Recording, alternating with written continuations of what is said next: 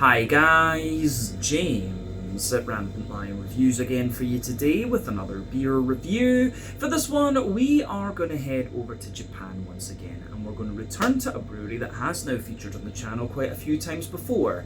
Now, these guys are a very well respected and very well established name within the Japanese craft beer scene, one of the first Japanese breweries I came across actually, and if people were to ask me about them, I would say that they are very solid all round. They do a lot of different styles, but probably their best known beers are the IPAs, and in particular the more kind of west coasty leaning IPAs. But the beer that we're going to have a look at today is a style that I have had from this brewery before. It's one that I know they can do very well, and it's also one of their latest releases at the time of filming, which is quite exciting. So needless to say, I'm very curious to see what this beer is going to have in store for us. Hopefully it's another good beer. Hopefully it makes for an interesting review, and as always, I hope that you guys watching enjoy my take on this one as well. So yeah, for this review then, we are going to head to Japan like I said. We are going to go to Aichi Prefecture, the city of Nagoya, and that means that we're going to have a look at another beer from the wonderful Y Market Brewing. So this particular beer is called Heaps Hop. It comes in at 7% ABV, and it's another New England Hazy, whatever you want to call it, IPA. So yeah, I haven't had too many specifically hazy IPAs from Y Market Brewing. Most of the IPAs that I've had from this brewery have been called American IPAs, and yeah, usually they're somewhere in between, but a little bit more west coasty leaning. So yeah, this should be quite interesting, and as you'll know if you've watched the channel for any length of time, I love my New Zealand hops, and that was one of the main reasons why I wanted this one. Two shout outs in this video. A massive thank you to my good friend Scott Linder, who brought this beer back with him to Hong Kong from Japan. He was over in Nagoya having a weekend there, and he brought me a couple of beers to review from Y Market Brewing because they're one of my favourites. So yeah, massive thank you to him for making this review possible, and also a big shout out to my good friend Jordan, who used to live in Nagoya actually, and you'll have seen him feature on the channel at a few points. Jordan, Outsider Inside Japan, if I'm remembering his channel name correctly. I always tell him he should just do Jordan in Japan, but he does some really nice videos on Japanese culture and things, and we actually went and visited the Y Market Brewing venues in Nagoya and made a video on that, so make sure you check out that too, and I'm sure you'll see Jordan again on the channel at some point in the future. But yeah, 7% New England Hazy IPA from Y Market Brewing this time. Let's crack on with this one and see what it's going to have in store for us. I've heard very good things about this beer. So yeah, as always with my reviews then, I'll tell you a little bit about the brewery before we taste the beer. If you want to get straight to the tasting though, just fast forward. All the usual links can be found in the video description below. That's the brewery website, the link to my other reviews that I've done from Y Market Brewing before, and we will no doubt add more to that list at some point in the near future because I really do enjoy their beers. But there's all the usual social media down there. If you want to see more reviews, do please consider subscribing to the channel. The support that you give is massively appreciated, and remember you can go into the channel homepage and search for beer using the geography tagging system. So just go in there, use the little search bar, put in your hometown, state, county, province, whatever you like. If I reviewed beers from the area that you search for, they will pop up. Failing that though, you can check out the playlist of beers from different countries. You'll find this one in the Japanese playlist along with a number of other things. That's being added to quite often because of course I do go over and visit my son in Japan regularly, and we do get a decent selection of Japanese beers here in Hong Kong too. But do make sure you check out the playlist of beers from other countries as well, because there are some very interesting things on the channel these days, even if I do say so myself. And yeah, we'll be reviewing lots more beers from across Asia in the future, I'm sure. But yeah, let's go on to my brewery notes then, and I'll tell you a wee bit about Y Market Brewing once again then. So, Y Market Brewing, as I've mentioned to you already, are based in Nagoya, and it's part of the same parent company that owns Okadaya Liquors, which is run by Yasuhiro Yamamoto. So they started out with a small brew house in the Yanagibashi market, hence the name Y Market Brewing, and this was mainly composed of, the market is mainly composed of food and drink wholesale businesses that supplied the restaurants around the city. But they hired Kachi Makoto as the head brewer, and he previously worked for Kisoji Beer in southern Nagano, and he'd gotten into home brewing after discovering craft beer in Montreal over in Quebec in Canada. But they opened their brew pub initially in March of 2014, and it is on the second floor of the brewery, and they started out out with a 1,000 litre brewing system that Catchy designed himself.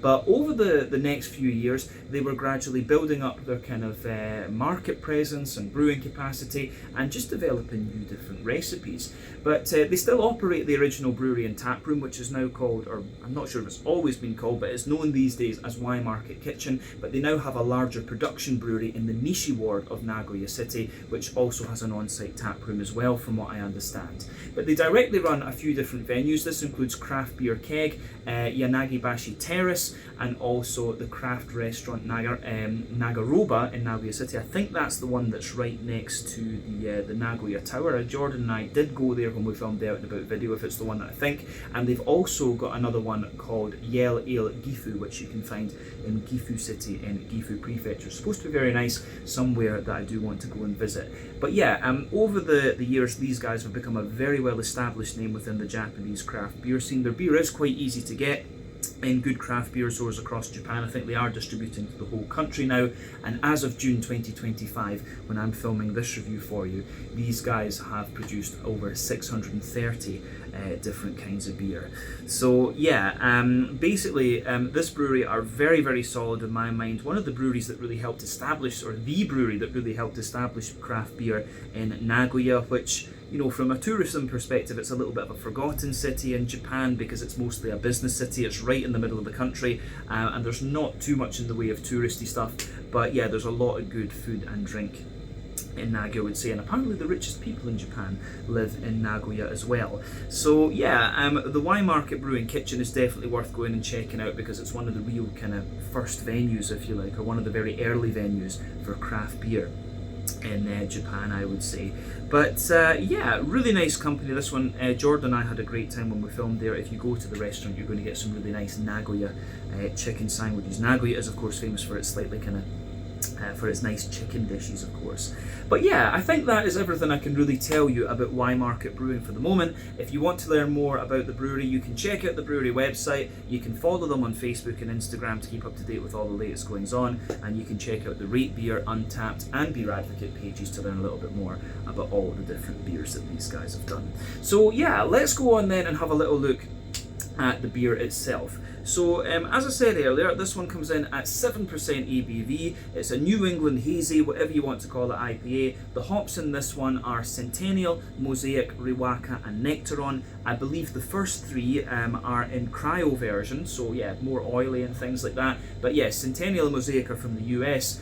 Centennial is about 12% alpha acid. It's going to give you a lovely kind of zesty, grassy character and a lot of kind of lemony notes. Mosaic, on the other hand, is going to give you a little touch of distinct earthiness, but it's got a big juicy tangerine character, 14% alpha acid, of course. Then the other two hops, Riwaka and Nectaron, are from New Zealand. Riwaka is about 4% alpha acid, gives you quite a lot of grapefruit actually, and a very distinctive floral character, whereas Nectaron is quite a new hop. That one is a little bit more kind of peachy and pineapple-y, about 11% alpha acid.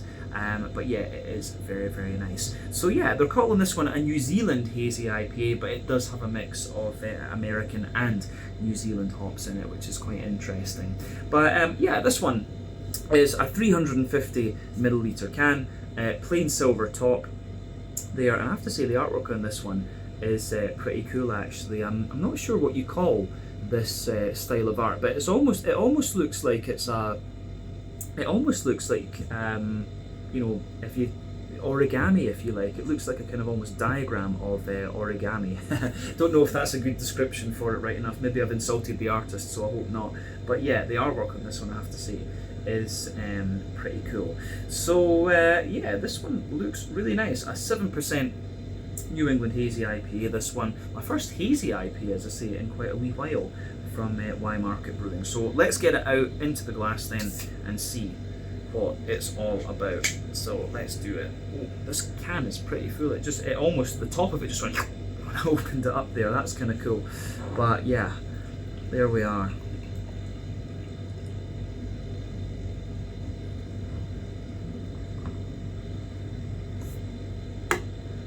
Okay, awesome. So there we are. Looks great. So just before the head disappears on this one, you can see that it's poured with just about a half finger of a frothy, I would say from the side it looks kind of creamy, but above it looks a little bit, from the side it looks white, but above it looks a little bit more creamy. You can see the head is just fading away to be a thinner, more foamy layer there. You're getting an island of foam in the middle of the glass, and you've got that nice ring around the edge of the glass there. But yeah, as you can see, there's kind of medium-sized bubbles on the surface of the liquid there, but it gets a wee touch more soapy the further up that you go. But yeah, the head on this one has faded away pretty quickly. But yeah, in terms of what you'd expect from a New England Hazy IPA, this one looks pretty damn nice, I have to say. Colour-wise, I would describe this one as being more of a sort of bright yellow mango juice sort of colour. I always like comparing New England IPAs to different fruit juices because that really is just what their appearance reminds me of. But yeah, remember, the colour of your beer depends on a few different things. One, the type of malts that you use. This goes a long way to determining your EBC rating. Two, the length of your wort boil is going to play a role, because the longer you boil the wort, the more the sugars caramelise, and thus you get a darker colour of beer. But any barrel aging that you do or adjuncts you put into the beer will affect the colour as well, but you don't often have to care about that when it comes to IPAs, to be honest. It's more about the type of malts that you use, and sometimes it's about the length of the wort boil, but rarely, to be honest. But yeah, in terms of the level of haze in this one, I will say this is actually one of the soupier and gloopier looking New England IPAs I've come across at the 7% mark in recent times, so that is quite interesting. But yeah, the level of haze in these beers depends on the oak content, wheat content, and to a degree what yeast you use. That can vary from brewery to brewery and beer to beer, of course. But yeah, not too much in the way of visible carbonation with this one. It looks absolutely lovely. So yeah, everything you would want from a New England IPA in terms of its appearance. But yeah, I like that with this one. It looks great. So I don't think we need to say anything more about the appearance of this one. Let's go on and have a wee look at the aroma of the beer and see what we have here. Ooh, yeah. I have to say, it smells really nice. And as I say, these guys know what they're doing when it comes to IPAs. And yeah, this one, I like the kind of, this one actually to me smells a little bit more old school. It kind of, just from the aroma, it throws me back a little bit to maybe 2017, 2018, when the New England IPA was really taking off in Sweden. It's kind of going back to that. It's just got that little bit more kind of pungency to the aroma, which I really like. So yeah, this is awesome. It smells great. But it's giving you everything you want from this style. You've got that nice bready backbone in there, you've got the lovely juicy fruity character, quite oily actually in a sense, and you've got a nice kind of green component in there too. Everything you want from this style is absolutely present. So yeah, let's break down the aroma of this one. We'll start with the malty side of the beer, of course, and as I've often said in my IPA reviews, there's 6 elements to think about when it comes to the malty and yeasty side of these beers. You've got the kind of farmhousey, yeasty type character and the rye lean and grainy side of things. Those are a bit more kind of commonplace in the New England brewed New England IPAs. Remember, the style started off as the farmhouse IPA, but as it's moved to other places, the focus has been more on the kind of wheaty bitiness, the oaty creaminess, the barley malt breadiness, and also the sweeter side of things. For me, my first impression of this beer is that it's quite well balanced, but it's slightly wheaty leaning, and that's the first impression that I get of this one. But yeah, the backbone of this beer is lovely. So fresh white bready bread crust in here, little hint of wood, wee bit of cracker of course.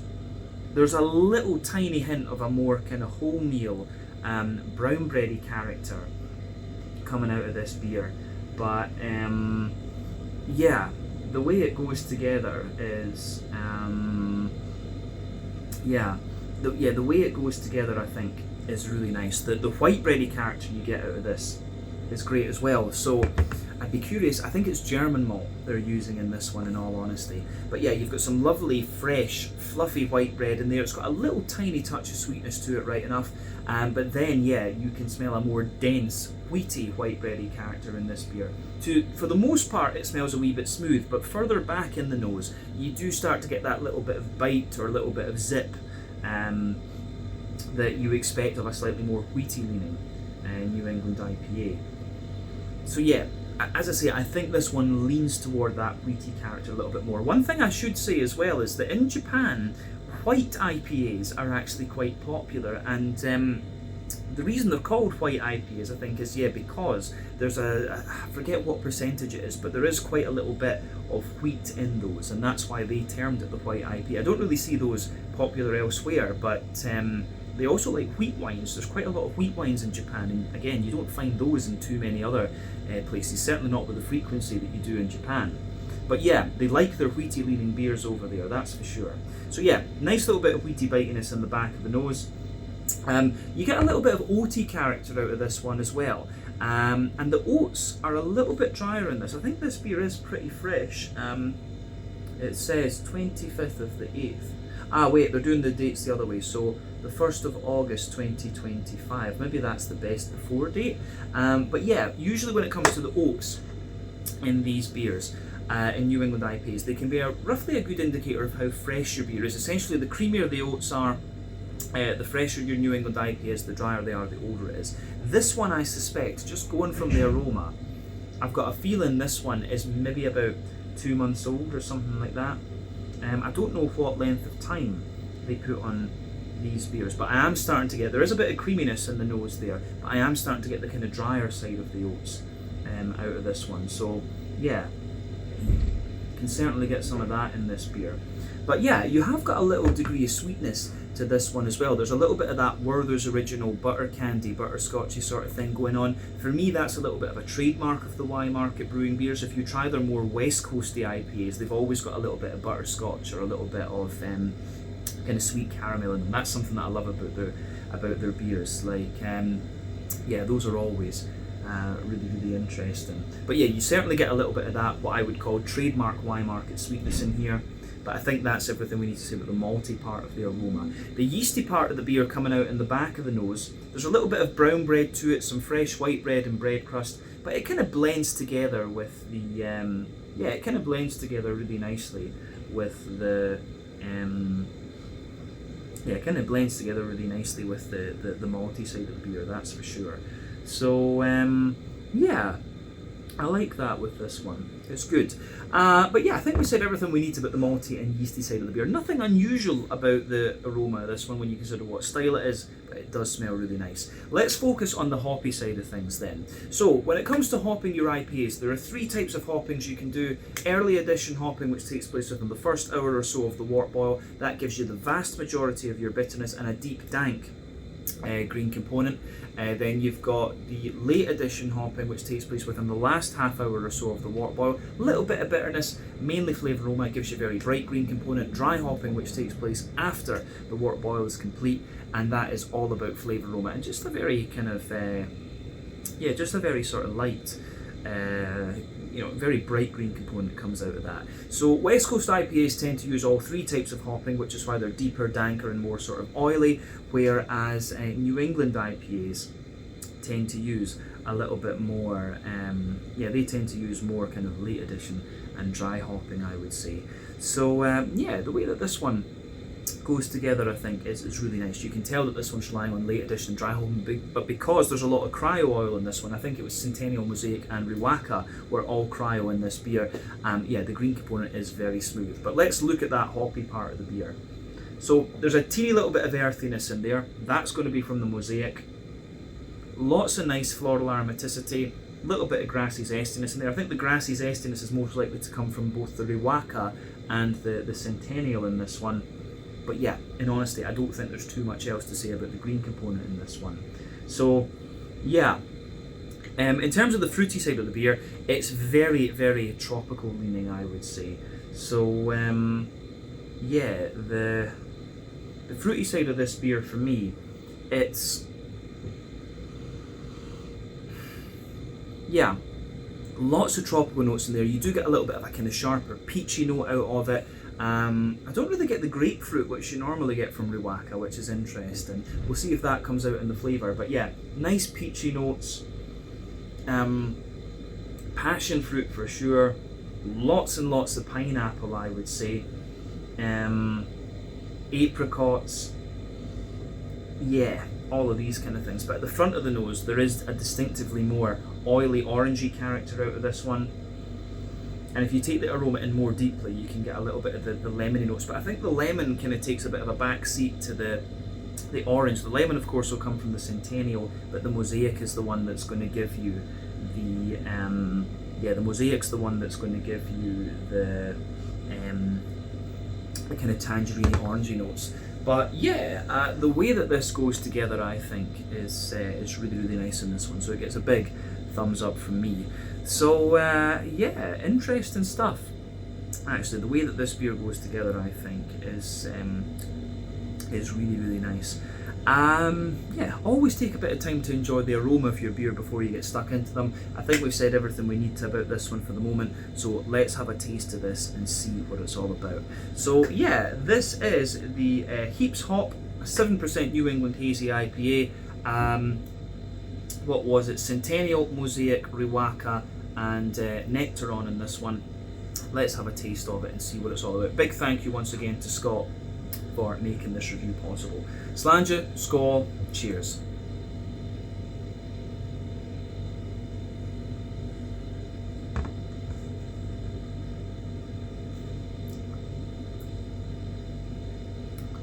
Ooh,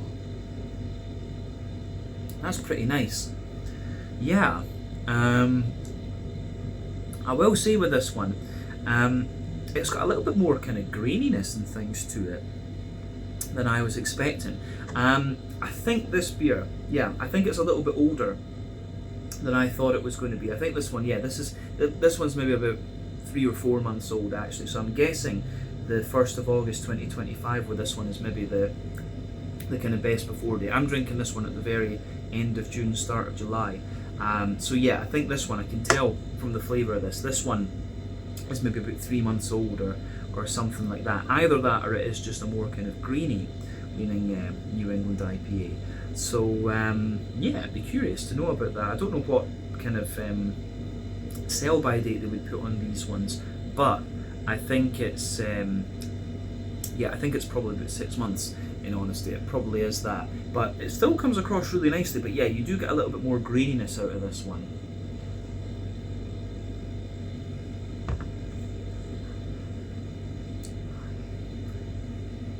And yeah, it's still, if it is that age, it is in really nice condition. But yeah, more graininess coming out of this one. But yeah, gives you everything you want from the style. You've got a lovely smooth malt base in there, a wee bit of graininess in the backbone, as I said, little touch of sweetness, very smooth green component out of it, of course. And yeah, you've got that lovely, juicy, fruity character to it. So it's another very solid beer from Y Market Brewing. I think they've done a good job here, so thumbs up to them once again. Let's break the beer down then and describe it for you a little bit more in depth. So, middle third of your palate then, the backbone of the beer, you've got that lovely sort of fresh white bready bread crust in there.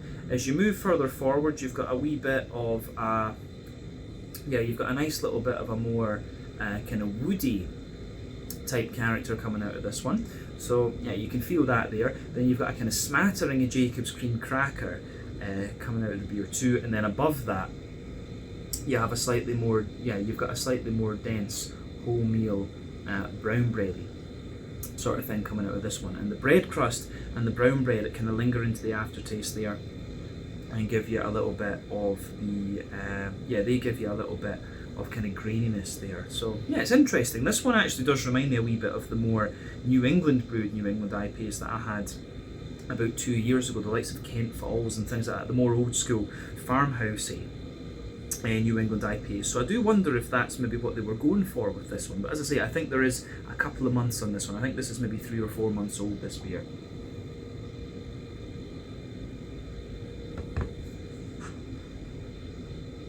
As I say, if it is that age, it's in pretty damn good condition. And the more you drink of this, the more juiciness you get out of it.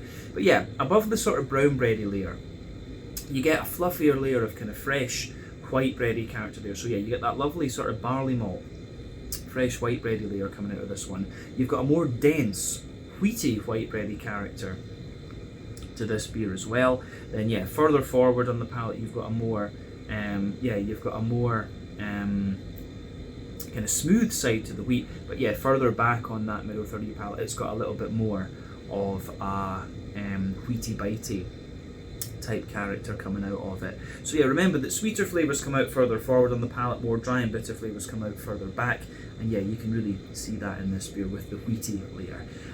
This one, as I say, I don't think there's too much oat in this, but yeah, if you go down the middle line of your palate, you can feel the creamy side of the oat, and then as you move out toward the edges of your palate, it's just that little bit kind of drier, if you like. So in the dead centre of your tongue, you've got a little circle there where you get a wee bit of like Werther's Original, butter candy, butterscotch coming out of the beer.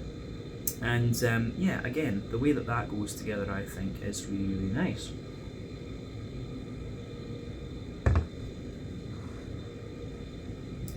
So yeah, there's just a wee bit of biscuit kind of surrounding that as well, but I will point out too, the sweetness in this one does linger into the aftertaste a little bit, and as I say, for me that's a little bit of a trait, if you like, with Y Market Brewing. They do like a little bit of sweetness in the malt base of their beers, but I think we've said everything we need about the middle third of your palate with this one. So yeah, it's a nice backbone, as I say, a little bit more grainy leaning, so it reminds me of some of the more kind of old school New England brewed New England IPAs, if you like. So yeah, it's good stuff actually. Yeah, so if you go to the back third of your palate, then, as I've often said, back third of your palate will give you similar flavours to the middle third of your palate, but just at different intensities. But yeah, border region between middle and back third of your palate, you get that nice little bit of kind of bready build up in there, the brown bread in the base, the kind of barley malt white bread in the middle, then the more dense wheaty character on top, and then yeah, the base of that back third of your palate is the kind of wholemeal brown bready bread crust. You've got a wee bit of the Jacob's cream cracker above that. The brown bready layer is a little bit lighter, drier and more airy, just a bit taller too. Then you've got the white bready layer above that, which again is a little bit lighter, taller and more airy. Then yeah, you've got the more dense wheaty white bready character coming out of this one too, and it's got a little bit of bitiness to it, but not overly much. And above everything else, you have the yeasty side of the beer coming out too. So yeah, I like that with this beer.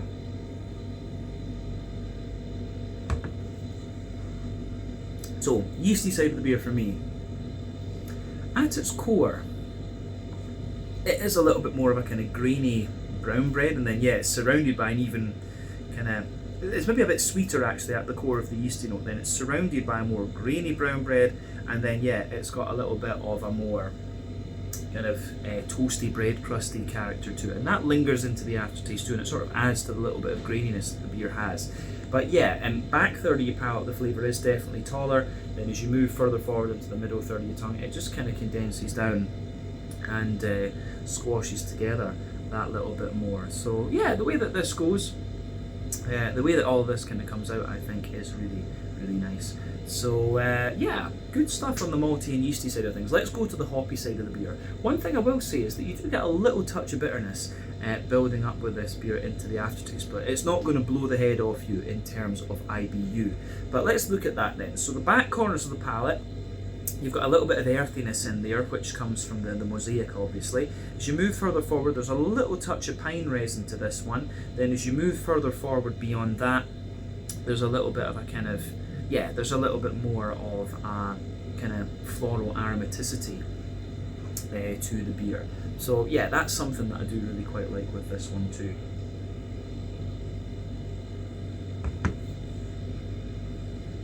So yeah, nice level of floral aromaticity with this beer. It's just that little bit spicy. Then yeah, around the front curve of the tongue, it's a little bit lighter and more grassy. So yeah, I'm surprised with this one, because actually usually when you use so much cryo oil, it smoothens out the green component a bit, but this one definitely has a bit more of that kind of pellety kind of pungency to it, which is interesting. But yeah, it works nicely. But let's go on then and have a little look at the front third of the palate and the fruity side of the beer. So yeah, border region between front third and middle third of your palate. Again, you get that little bit of bready build up in there, the brown bread underneath, the barley malt white bread in the middle, then the more dense wheaty white bready character on top. But yeah, the base of that, the base of that front third of your palate is yeah, the white bready bread crust, the Jacob's cream cracker, brown bread, white bread, wheat, and a little bit of the oaty character creeping out of it. But then yeah, you've got that nice oily bubble which sits on top of the beer, or sits on top of that, and that's the kind of fruity esters rolling the way out of the beer. So let's focus on those.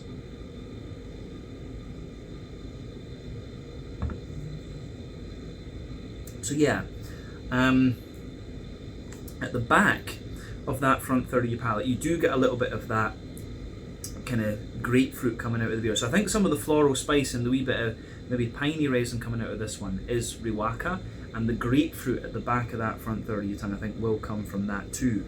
But yeah, as you move further forward from that, you start to get there's like a kind of softer passion fruity note in there, which yeah, Riwaka can give you too.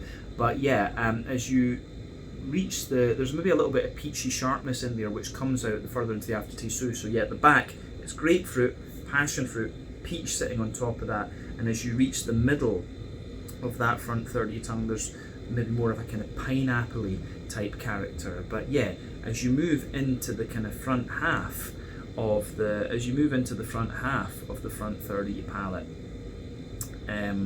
it's all about, yeah, you've got a nice kind of, yeah, there's a kind of lemony zesty character.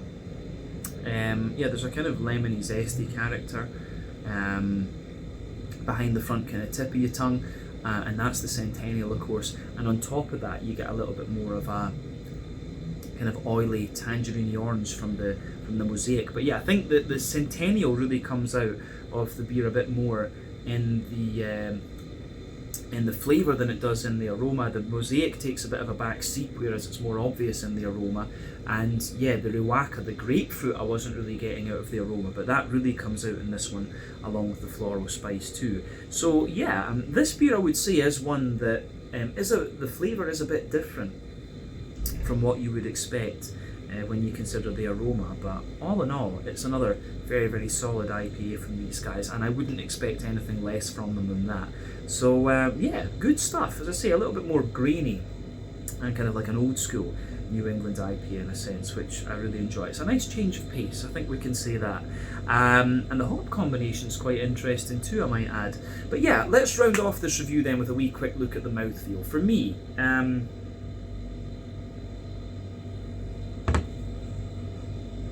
yeah, this one, it's mid-bodied, it's right in the middle of the spectrum. The carbonation is quite smooth in this. It's got a very kind of clean mouthfeel to it. You know, I've always talked about Japanese water quality. Their water always feels very, very clean. The whole country is mountainous.